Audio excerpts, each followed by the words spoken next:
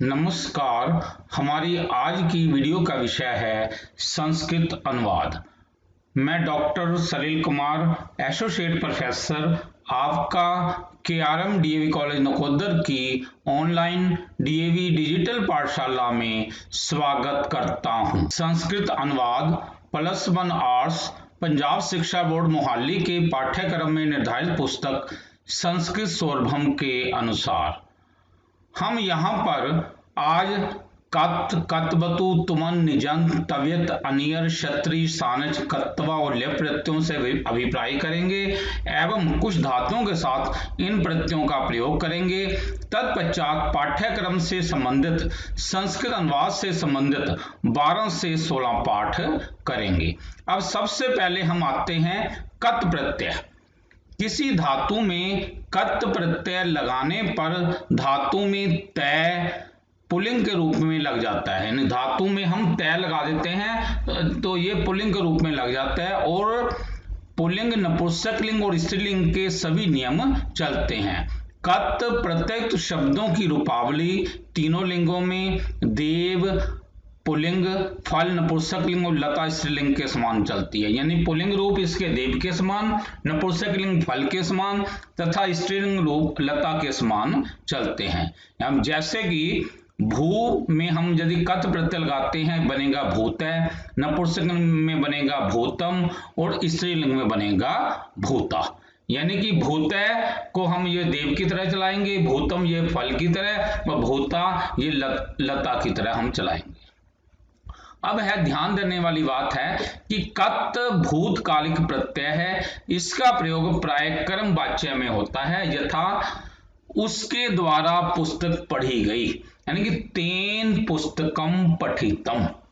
तो ये हमने कर्म वाच्य के साथ आपने जो इसमें आपको पता ही है कि कर्ता में तीसरी विभक्ति होती है और कर्म में दूसरी होती है और ये जो होती है इसकी क्रिया जो होती है वो कर्म के साथ बनती है। ये कर्म वाच्य का नियम है, तो बनेगा तेन पुस्तकम पठितम।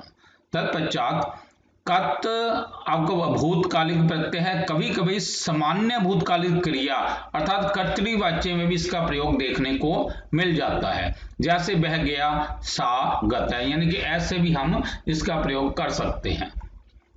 विशेष्य के साथ कत प्रत्यय का प्रयोग विशेषण के रूप में होता है, यथा लिखा हुआ पत्र, लिखितम पत्रम, गिरा हुआ फल, पतितम फलम। इस प्रकार अब हम आते हैं कतवतु प्रत्यय। किसी धातु में कतवतु प्रत्यय लगाने पर धातु में तवान पुल्लिंग के रूप में लग जाता है और पुल्लिंग, नपुंसकलिंग एवं स्त्रीलिंग के सभी नियम चलते हैं। कतवतु प्रत्यय युक्त शब्दों की रूपावली तीनों लिंगों में महान पुल्लिंग, जगत नपुंसकलिंग, नदी स्त्रीलिंग तथा शब्द रूप के समान होती है, यानी इसका पुल्लिंग रूप महान की तरह चलेगा, नपुंसकलिंग जगत की तरह तथा इसका स्त्रीलिंग रूप नदी के समान चलेगा। अब जैसे कि भू में हम यदि हम कतवतु प्रत्यय लगाते हैं, भू में कतवतु लगाते हैं तो ये बनेगा भूतवान। यदि इसमें नपुंसकलिंग वो लगाता जो है तो भूतवत और तथा स्त्रीलिंग बनेगा भूतवती। ध्यान देने वाली बात है कि कतवतु भी भूतकालिक प्रत्यय है। इसका प्रयोग प्राय कर्तृवाच्य में होता है, जैसे हमने कत का किया था वे था कर्म वाच्य में, लेकिन इसका प्रयोग कर्तृवाच्य में होता है। जैसे उसने पुस्तक पढ़ी, स पुस्तकम हम कहते हैं पठितवान, क्योंकि हम लंग लकार के स्थान पर इसका हम प्रयोग कर लेते हैं कि जहां पे हमें यह लंग लकार लगाना होता है ना, तो उसके स्थान पर हम ऐसे इसका प्रयोग हम कर लेते हैं। रमा विद्यालय गई, रमा विद्यालयम अगच्छत, हम ऐसे ये लगाते हैं ना, तो लेकिन हमने लंग लकार की जगह हमने लिख देना है गतवती। आगे है वृक्ष से पत्ता गिरा, वृक्षात पत्रम अपतत। तो हमने इसमें यदि हम कतवतु प्रत्यय लगाएंगे तो ये बनेगा पतितवत, यानी अपतत के स्थान पर हमने लिख देना है पतितवत, यानी ये फर्क होता है इसमें कतवतु प्रत्यय का। आगे हम कुछ धातुओं के साथ कत और कतवतु प्रत्ययों का वो करेंगे जो हमें इस पाठ में हमें जरूरत है। जैसे मृ धातु है, इसका अर्थ होता है मरना, कत में मृत है, कतवतु में मृतवान, शिप मीन फेंकना, कत में क्षिप्त है तथा कतवतु में क्षिप्तवान। त्यज त्यागना, इसमें कत बनेगा त्यक्त, कतवतु त्यक्तवान। दृश्य देखना, कत में दृष्ट है तथा कतवतु में दृष्टवान। गम मीन जाना, कत में गत है, कतवतु में गतवान। तत्पश्चात पत मीन गिरना, कत में पतित है और कतवतु में पतितवान। पठ पढ़ना, कत में पठित है और कतवतु में पठितवान। सेव धातु है जिसका सेवा करना, कत में सेवित है, कतवतु में सेवितवान। लिख लिखना, कत में लिखित है तथा कतवतु में लिखितवान। लब धातु जिसका अर्थ होता है प्राप्त होना या मिलना, कत में लब्ध और लब्धवान, यानी तय का व्यय बन जाता है। ऐसे ही ये लब्धवान कतवतु, स्था का ठहरना, इसका कत प्रत्यय स्थित है और कतवतु स्थितवान। इस प्रकार अब हम अनुवाद पर आते हैं। ये देखिए, छात्रों ने मरा हुआ सांप फेंक दिया, छात्रा मृत सर्पम ऐक्षिपन। तो ये तो हम लंग लकार जैसे बनाते ही हैं, लेकिन यदि हम इसको कतवतु प्रत्यय लगाना चाहते हैं इसके स्थान पर, तो ये आएगा क्षिप्तवंत है, यानी कि क्षिप्तवान, क्षिप्तवंतो, क्षिप्तवंत है, यानी कि ऐसे ये चलता है, महान महांतो महांत है की तरह ये चलेगा। आगे है, मुनि ने राम द्वारा त्यागी हुई सीता देखी, मुनि रामेन त्यक्ताम सीताम अपश्यत। अब ये देखिए, रामेन त्यक्ताम, यहाँ पर कत प्रत्यय का हमने प्रयोग कर दिया और यहाँ पर जो ना अपश्यत है ना, तो ये हमने लगाया दृष्टवान, यानी कि इसमें जो है कतवतु प्रत्यय का प्रयोग हम कर सकते हैं। आगे है, मैं बीते हुए समय को याद करता हूं, अहम गतम या व्यतीतम स्वयं समरामी, यानी बीता हुआ हमने इस जो गम धातु है इसमें कत प्रत्यय का प्रयोग किया है, ऐसे ये बना अहम गतम। आगे है, हम आपकी देखी हुई घटना बताते हैं, वयम भवंतम दृष्टाम घटनाम बदामे। अब ये देखिए, जो है कत प्रत्यय का प्रयोग यहाँ पर हमने किया है, घटना स्त्रीलिंग शब्द है इसलिए ये दृष्टाम आ जाएगा, वयम भवंतम दृष्टाम घटनाम बदामे। यहाँ पर है दूसरी विभक्ति लगी है, ऐसे ये यहाँ पर भी दूसरी विभक्ति का प्रयोग हुआ। गिरा हुआ फल ना खाओ, पतितम फलम ना खाद। पतितम कत प्रत्यय का प्रयोग हमने किया है, पतितम फलम ना खाद। मुझसे गीता पढ़ी गई, मया गीता पठिता, मया गीता पठिता। कत प्रत्यय का प्रयोग हमने किया है, हमने जैसे आप हमने कर्मवाच्य में किया था ना, गीता के हिसाब से ये बना पठिता। मया मतलब यहाँ पर तीसरी विभक्ति का अश्म शब्द है, अहम आवाम व्यम, माम आवान अस्मान, मया आवाभ्यम अस्माभि। तो ये मया शब्द तीसरी विभक्ति का प्रयोग किया है, गीता में पहली विभक्ति है, ऐसे ये कर्म, यहाँ की क्रिया जो है ये कर्म के अनुसार चलती है। तत्पश्चात तुम दोनों ने गुरुओं की सेवा की, युवाम गुरुम असेवेथाम, युवाम गुरुम असेवेथाम, या हम यहाँ पर सेवित बंतो हम लगा सकते हैं, यहाँ यानी कि कतवतु प्रत्यय का हमने यहाँ पे प्रयोग कर दिया है। देखो, सेवित वान, सेवित बंतो, सेवित बंत है, क्योंकि द्विवचन है इसलिए सेवित बंतो का प्रयोग हुआ है। तुमने उसके द्वारा लिखा हुआ पत्र पढ़ा, त्वम तेन लिखितम पत्रम अपठः, त्वम तेन लिखितम, उसके द्वारा लिखा हुआ पत्र को पढ़ा।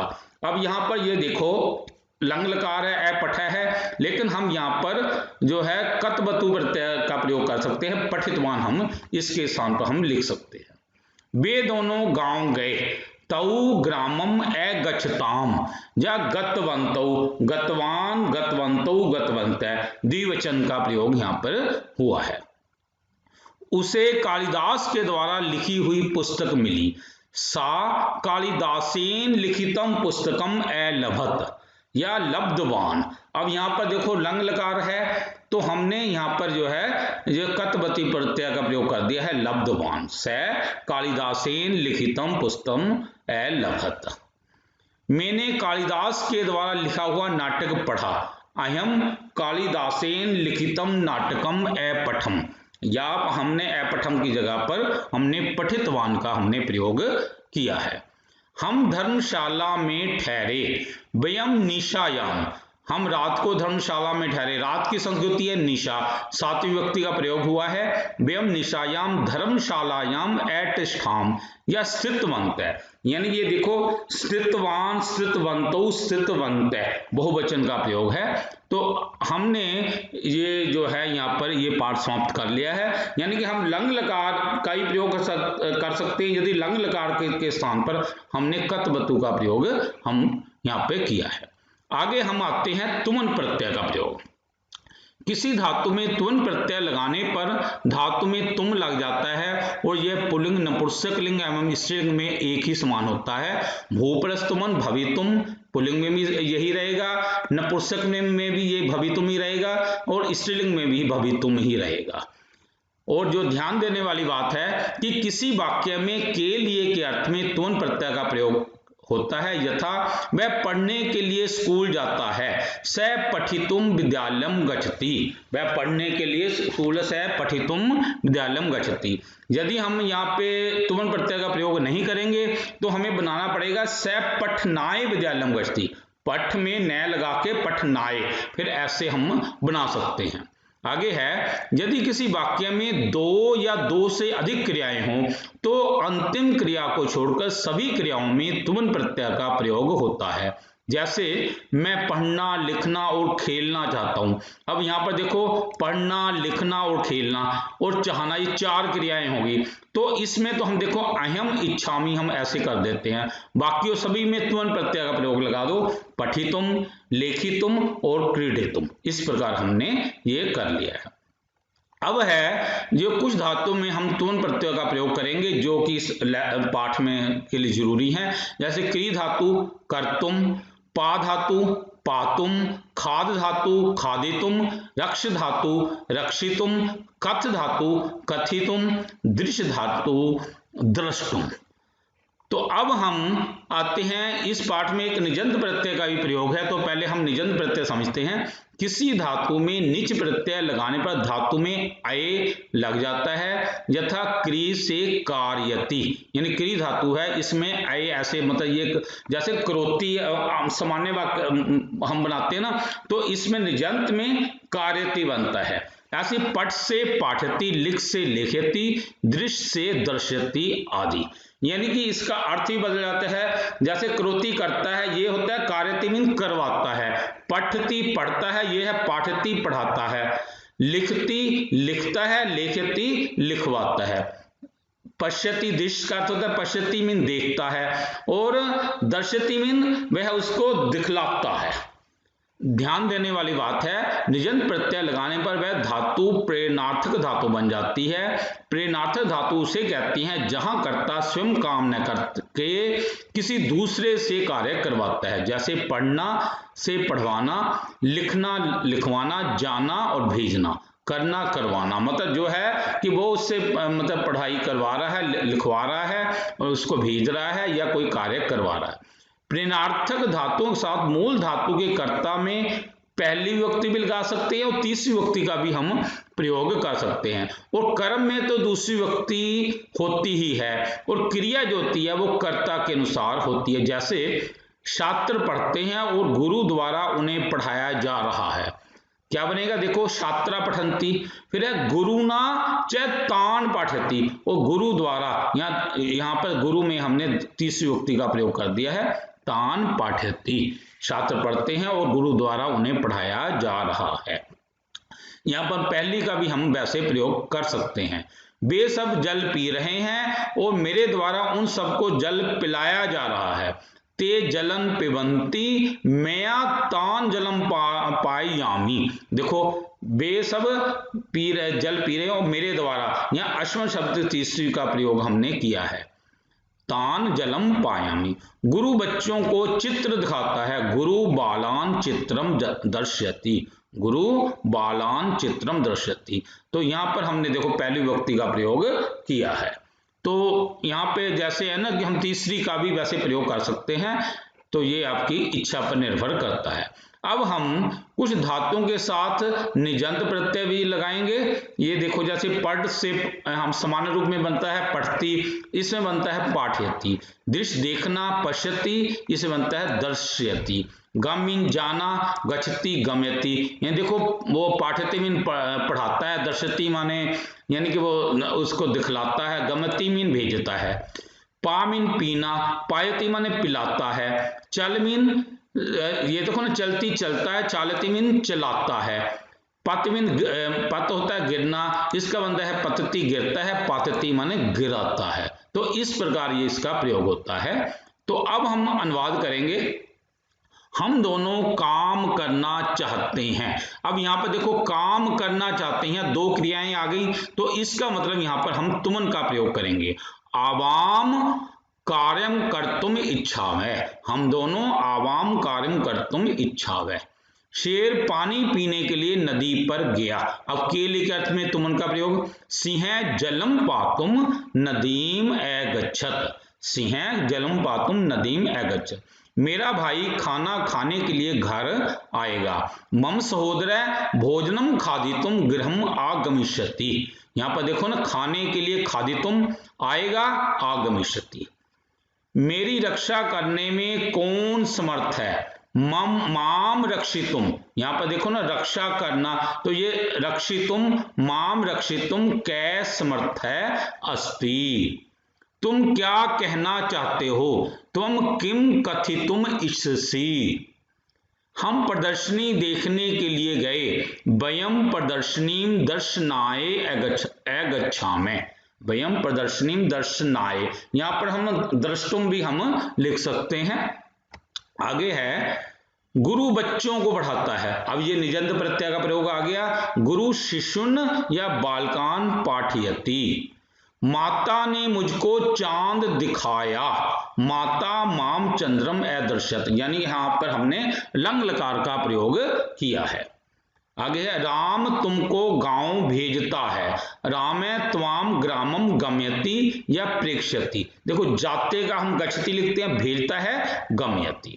आगे है, वह छात्रों को जल पिलाता है। स छात्रान जलम पायति। मेरा पिता गाड़ी चलाता है। मम पिता बाष्पयानम चालयति। नौकरानी ने बर्तन गिरा दिया। सेविका पात्रम अपात्यत। अब जो है गिराने का पात्यति होता है ना, तो इसमें लंग लकार का प्रयोग हुआ है। यदि होता है ना गिरता है तो अपतत आ जाना था। अब है गिरा दिया, अपात्यत। इस प्रकार ये पाठ भी हमारा समाप्त हुआ। अब हम इस पाठ में तवित प्रत्यय का प्रयोग करेंगे। किसी धातु में तवित प्रत्यय लगाने पर धातु में तव्य पुल्लिंग के रूप में लग जाता है, और पुल्लिंग, नपुंसक लिंग एवं स्त्रीलिंग के सभी नियम चलते हैं। प्रत्यय युक्त शब्दों की रूपावली तीनों लिंगों में देव पुल्लिंग, लता स्त्रीलिंग तथा फल नपुंसक लिंग के समान होती है। अब जैसे पठ प्लस तव्यत, पुल्लिंग में पठितव्य बनेगा, नपुंसक लिंग में पठितव्यम तथा स्त्रीलिंग में पठितव्या बनेगा।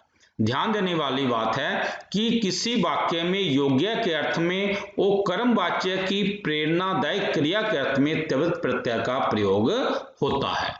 यथा यह ग्रंथ पढ़ने योग्य है, तो ये बनेगा ईशय ग्रंथ पठितव्य अस्ति। श्रीमद् भगवद गीता पढ़ने योग्य है। श्रीमद् भगवद गीता पठितव्या अस्ति। कठोपनिषद पढ़ने योग्य है। कठोपनिषद पठितव्यम अस्ति। यानी कि ये देखो, पुल्लिंग में तव्या बन गया, ग्रंथ को की पुल्लिंग है, इसे पठितव्या। गीता स्त्रीलिंग है, पठितव्या। और कठोपनिषद नपुंसक लिंग माना जाता है, इसलिए तव्यम बना। आगे है, तुझे पढ़ना चाहिए और खेलना भी चाहिए। त्वम पठे या क्रीडे च, तो ये हम धातु रूप में बनाते हैं, लेकिन यदि हम इसके स्थान पर प्रत्यय लगाना चाहते हैं तो बनेगा पठे के स्थान पर पठितव्य और क्रीडे की जगह के स्थान पर क्रीडितव्य। इस प्रकार हमने ये बनाना होता है, यानी कि जो प्रेरणादायक क्रिया जो है उसके अर्थ में भी इसका प्रयोग हम कर सकते हैं। तत्पश्चात अनियर प्रत्यय किसी धातु में अनियर प्रत्यय लगाने पर धातु में अनीय पुल्लिंग के रूप में लग जाता है और पुल्लिंग, नपुंसक लिंग एवं स्त्रीलिंग के सभी नियम चलते हैं। प्रत्येक शब्दों की रूपावली तीनों लिंगों में देव पुल्लिंग, लता स्त्रीलिंग तथा फल नपुंसक लिंग के समान होती है। यथा अब ये देखिए, पठ में यदि हम अनियर लगाते हैं तो ये बनेगा पठनीय, ये पुल्लिंग मतलब देव की तरह चलेगा। अब नपुंसक लिंग पठनियम, ये फल की तरह चलेगा और पठनीया ये स्त्रीलिंग के समान मतलब जो है लता के समान ये चलेगा। अब जो है ध्यान देने वाली बात है कि किसी वाक्य में योग्य के अर्थ में अनियर प्रत्यय का प्रयोग होता है। यथा यह ग्रंथ पढ़ने योग्य है, हमने इससे पहले आपसे बात की थी, तव्यत में भी इसका प्रयोग होता है। तो जैसे है ना, एषः ग्रंथ पठनीय अस्ति। श्रीमद् भगवद गीता पढ़ने योग्य है, श्रीमद् भगवद गीता पठनीया अस्ति। कठोपनिषद पढ़ने योग्य है, कठोपनिषद पठनीयम अस्ति। यानी कि यहाँ पे जो हमने अनियर प्रत्यय का जो हम किया है, यहाँ पर हम जो है तवित प्रत्यय का भी प्रयोग कर सकते हैं। अब हम आएंगे कि कुछ धातुओं के तवियत और अनियर प्रत्ययों से युक्त पुल्लिंग रूप हम करेंगे जो इस पाठ से संबंधित है। जैसे समरी धातु है जिसका अर्थ होता है याद करना। अब तवित प्रत्यय समर्तव्य और अनियर प्रत्यय समरणीय। गम जाना, इसका जो तवित गंतव्य, अनियर गमनीय। बद बोलना, इसका तवित बदितव्य तथा अनियर बदनीय। सेव धातु, इसका होता है सेवा करना, तवित प्रत्यय सेवितव्य, अनियर इसका बनेगा सेवनीय। हस मिन हंसना, तवित हसीतव्य तथा अनियर हसनीय। तत्पश्चात खाद मिन खाना, तवित प्रत्यय खादितव्य, अनियर प्रत्यय खादनीय। बी परश्चर विचार करना, इसका तवित प्रत्यय बनेगा विचारितव्य तथा अनियर बनेगा विचारणीय। दृश्य देखना, तवित प्रत्यय दर्शयितव्य, अनियर दर्शनीय। क्रीमिन करना, इसका जो बनेगा तवित प्रत्यय कर्तव्य तथा अनियर प्रत्यय बनेगा करणीय। इस प्रकार हमने ये कर लिए हैं। अब हम आते हैं इस पाठ पर संस्कृत अनुवाद करेंगे। तुम्हें अपना पाठ याद करना चाहिए। अब ये देखो, त्वम निज पाठम समरे, हम आमतौर पे हमने ये इसका विधिलिंग का प्रयोग कर देते हैं। लेकिन यदि हम जो तवित प्रत्यय का प्रयोग करेंगे तो एक तो ये कर्म वाच्य में ये बदल जाएगा, तवम का तव्या बन जाएगा और निज का निज पाठम का निज पाठ है और समर्तव्य। यानी कि इस बात का हमें ध्यान रखना पड़ेगा कि यदि हम तवित का यहाँ पर प्रयोग करना चाहते हैं तो इसको ये कर्म वाच्य हमें वाक्य बनाना पड़ेगा। उससे वहां से चले जाना चाहिए। सा ततः गच्छेत, ये सिंपल सेंटेंस है। यदि हम इसको क्रम वाच्य बनाएंगे, तेन ततः गंतव्यम, इस प्रकार ये बनेगा। हमें सदा सच बोलना चाहिए। वयम सदा सत्यम वदेम, यदि इसको कर्म वाच्य में बनाएंगे, अस्माभि सदा सत्यम वदितव्यम। छात्रों को देश की सेवा करनी चाहिए। छात्रा देशस्य सेवाम कुर्यु, यदि इसको कर्म वाच्य बनाएंगे, छात्रई देशस्य सेवा कर्तव्या। आपको निर्धनों पर नहीं हंसना चाहिए। भवान निर्धनेषु ना हसेत, यदि इसको बनाएंगे कर्म वाच्य में, भवता निर्धनेषु ना हसीतव्यम। यह फल खाने योग्य है। अब पहले हम ये करते हैं, एतद फलम खादनीयम या खादितव्य अस्ति। यानी कि यहाँ पर हम तुमन का प्रयोग भी कर सकते हैं और तवित का प्रयोग भी कर सकते हैं, ये आपकी मर्जी पर है। आगे है, गुरु जी की आज्ञा विचार योग्य नहीं होती।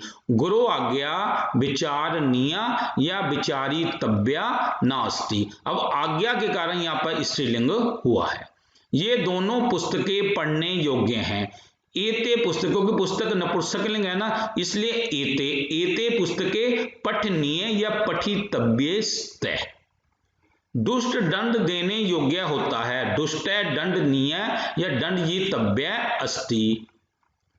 आगे है चंडीगढ़ देखने योग्य नगरी है, चंडीगढ़म दर्शनीय या दर्शयितव्य नगरी अस्ति, जो करना है उसे कर देना चाहिए, यत् करणीयम अस्ति तत् कुर्या या कर्तव्यम।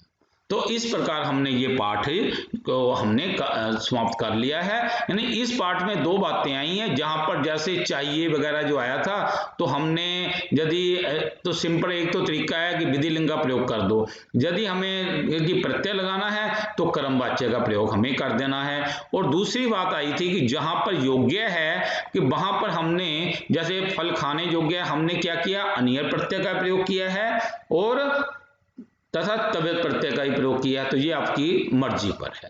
तो इस प्रकार हमारा ये पाठ जो था यहाँ पर ये हमारा समाप्त हो गया। अब हम आते हैं अगले पाठ पर। उसको करने से पहले क्षत्रिय प्रत्यय को देखेंगे। किसी धातु में क्षत्रिय प्रत्यय लगाने पर धातु में अन पुल्लिंग के रूप में लग जाता है और पुल्लिंग नपुंसकलिंग एवं स्त्रीलिंग के सभी नियम चलते हैं। क्षत्रिय प्रत्यय शब्दों की रूपावली तीनों लिंगों में जैसे पठत पुल्लिंग के समान तथा पठत नपुंसकलिंग तथा पठत स्त्रीलिंग के समान होती है, यानी कि इसके अलग अलग ये होते हैं। अब जैसे पठ प्लस क्षत्रिय, ये पठन बनेगा पुल्लिंग में, अब पठत बनेगा नपुंसकलिंग में तथा पठंती बनेगा ये स्त्रीलिंग में। तो इस प्रकार ये करना होता है। अब ध्यान देने वाली बात है, इसमें वर्तमान अवस्था का बोध कराने के लिए क्षत्रिय प्रत्यय का प्रयोग होता है। परस्मैपदी धातुओं के साथ तथा उभयपदी धातुओं के साथ क्षत्रिय प्रत्यय लगता है। यानी कि ये जो है आत्मपदी जो है ना, जिनका आत्मपदी होता है उनके साथ ये मतलब है कि हमने नहीं लगता, जैसे सेव धातु है ऐसे उनके साथ नहीं लगता। और कई धातुएं जो है जो परस्मैपदी में भी होती हैं, आत्मपदी में भी होती हैं, उभयपदी धातु, वहां पर इसका प्रयोग होगा। आगे आगे है, वह नगर को जाता हुआ पाठ याद करता है। देखो स नगरम गच्छन पाठम समर्ति, यानी इस प्रकार हमें ये करना होता है। भागती हुई वह लड़की गिर पड़ी, धावंती सा बालिका अपतत, गिरता हुआ वह पत्ता उड़ गया, पतत तत्पत्रम उदपतत। तो इस प्रकार हमें ये करना होता है। आगे है कुछ धातुओं के साथ क्षत्रिय प्रत्यय लगाएंगे से युक्त शब्द। अब जैसे पत धातु का पतन बनेगा, चल का चलना चलन, पा का पीने का पिबन, खा धातु है खादन, हस का हसन, धाव का धावन। अब हम आएंगे सानिच प्रत्यय। किसी धातु में सानिच प्रत्यय लगाने पर धातु में प्राय आन है पुल्लिंग के रूप में लग जाता है और पुल्लिंग नपुंसकलिंग और स्त्रीलिंग के सभी नियम चलते हैं। सानिच प्रत्यय शब्दों की रूपावली तीनों लिंगों में देव पुल्लिंग के समान, फल नपुंसकलिंग और लता स्त्रीलिंग के समान होती है। सेव पर सानिच सेव मान है, ऐसे नपुंसक में बनेगा सेव मानम तथा स्त्रीलिंग में बनेगा सेव मान है। जो ध्यान देने वाली बात है कि वर्तमान अवस्था का बोध कराने के लिए सानिच प्रत्यय का प्रयोग होता है और आत्मपदी धातुओं के साथ तथा उभयपदी धातुओं के साथ सानिच प्रत्यय लगता है। सेवा की जा रही माता प्रसन्न होती है, सेव माना माता प्रसन्नम भवती। अब देखो माता के कारण यह बना सेव मान है, स्त्रीलिंग है ना। युद्ध करते हुए वीर ने प्राण त्याग दिए, युद्ध माने वीर प्राणान अत्यजत। यहाँ पर देखो वीर पुल्लिंग है इसलिए युद्ध माने। कांपता हुआ पत्ता गिर रहा है, कंप मानम पत्रम पतति, पत्र शब्द को कि नपुंसकलिंग है इसलिए ये बनेगा कंप मानम, कंप मानम पत्रम पतति। अब हम करेंगे कुछ धातुओं के साथ सानिच प्रत्यय का प्रयोग करेंगे। जैसे सेव धातु का सेव माने, कंप धातु कंप माने तथा युद्ध का युद्ध माने। अब हम अनुवाद करेंगे। मैंने गिरता हुआ बालक देखा, अयम पतंतम बालकम अपश्यम, अहम पतंतम बालकम अपश्यम। जो है ना पतन शब्द इसकी दूसरी विभक्ति इस प्रकार बनती है। अब पतंतम जैसे महान की तरह ये एक तरह से ये चलता है कि दूसरी विभक्ति महानतम, ऐसे ये पतंतम बालकम अपश्यम। आगे है वह चलती हुई पढ़ती है, सा चलंती पढ़ती, सा चलंती पढ़ती। जल पीते हुए मत बोलो, जलम पिबन मां बद। फल खाता हुआ मैं ठहर गया, फलम खादन, खादन अहम एटिष्ठम। आगे है सेवा की जा रही माता प्रसन्न होती है, सेव माना माता प्रसन्नम भवती या तुष्यति। तुम दोनों हंसते हुए चित्र देखते हो, युवाम हसंतो चित्रम पश्यत है, क्योंकि यहाँ पर ये द्विवचन आ गया ना, तो इसलिए हसन हसंत्यो हसंत है, ऐसे ये चलता है, महान महानतो महानता की तरह। आ गया भागते हुए चोर की लाठी गिर पड़ी। अब धावते चोरस्य लघुडम या यष्टिका अपटक अपतत। अब ये धावते है ना, इसके धावन शब्द की जो है ना, जो है कि छेवी विभक्ति का प्रयोग यहाँ पे ये हुआ है। धावते जो है ना, महान शब्द की उस छेवी विभक्ति महत्या होता है, ऐसे ये धावते, धावते चोरस्य लघुडम या यष्टिका अपतत। आगे है ये हंसती ही बालिका क्या कहती है, ऐसा हसंती बालिका किम कथयति। बालक कांपता हुआ बोला, कंपमान बालक बदत। युद्ध करते हुए वीर ने प्राण त्याग दिए, युद्ध माने वीर प्राणान अत्यजत। तो इस प्रकार हमने यहाँ पे क्षत्रिय प्रत्यय का प्रयोग भी किया है और सानिध्य प्रत्यय का प्रयोग किया है। आगे हम आते हैं कत्वा प्रत्यय। किसी धातु में कत्वा प्रत्यय लगाने पर धातु में तवा लग जाता है और ये पुल्लिंग नपुंसकलिंग एवं स्त्रीलिंग में एक ही समान होता है। जैसे भू प्लस कत्वा भूत्वा, नपुंसकलिंग में भी भूत्वा बनेगा तथा स्त्रीलिंग में भी भूत्वा ही बनेगा।